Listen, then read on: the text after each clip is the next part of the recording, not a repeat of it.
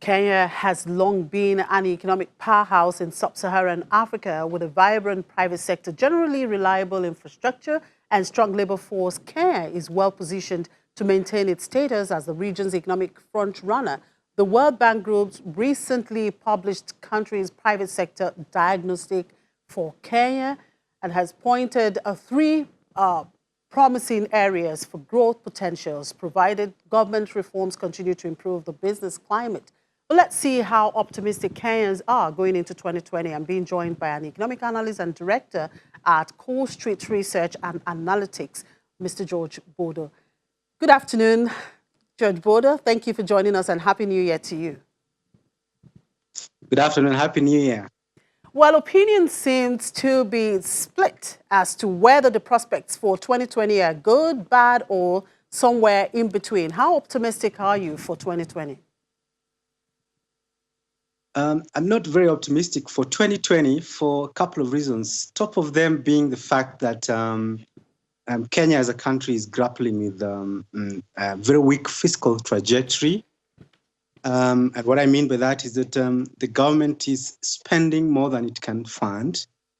And subsequent to that, the government has had to onboard a huge amount of debt. And the debts actually exerting a lot of fiscal pressures on our public finances.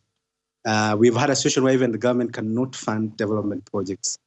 So on that basis, and typically economically, know that it's that spending that usually tends to spur economic activities, especially from the government. And we've not seen that. And that for me is a big problem as we go into 2020. All right, Mr. Bodo, we're just lacking some time here. Let's get this started quickly. What steps or policies did the government or President Kenyatta's team take last year that you would want to see changed this year? I think quickly the thing that one is that the government needs to do what we call fiscal consolidation. It's a big issue here that the government needs to spend to the extent that it can collect revenues. We have a situation where the government plans to spend up to $30 billion in this fiscal year, but the collections are just about $20 billion. So we have about $10 billion gap. That has a big impact. But obviously, we've seen this has been a problem for the last 3 years. We expect that, and it has come from a number of institutions, including the IMF, that the government needs to embark on a fiscal consolidation. That's something that we need to see this year. Something else we need to see is the government needs to actually create more employment in the economy. We're not seeing that. We've seen private sector activity has been muted since the beginning of 2019. We've had a lot of companies shutting down, cutting down production, sending staff home, and that has continued into even in January 2020. I just kicked off, but we've seen a number of companies actually laying off staff, and that's not good for the economy. So we need to see on the government side, we need to see a very fiscally accommodative stance.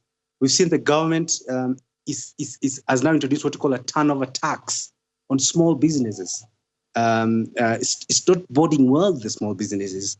Turnover tax is been pegged at 3%. Essentially, what they're saying is that any small business, when you're going to renew your permits, your annual operating permits, you need to pay 3% of your previous year's turnovers. We will see a number of companies falling down because of that. Yeah. All right, George Bodo. Thank you for your time. I just wish we had more time to talk more on that.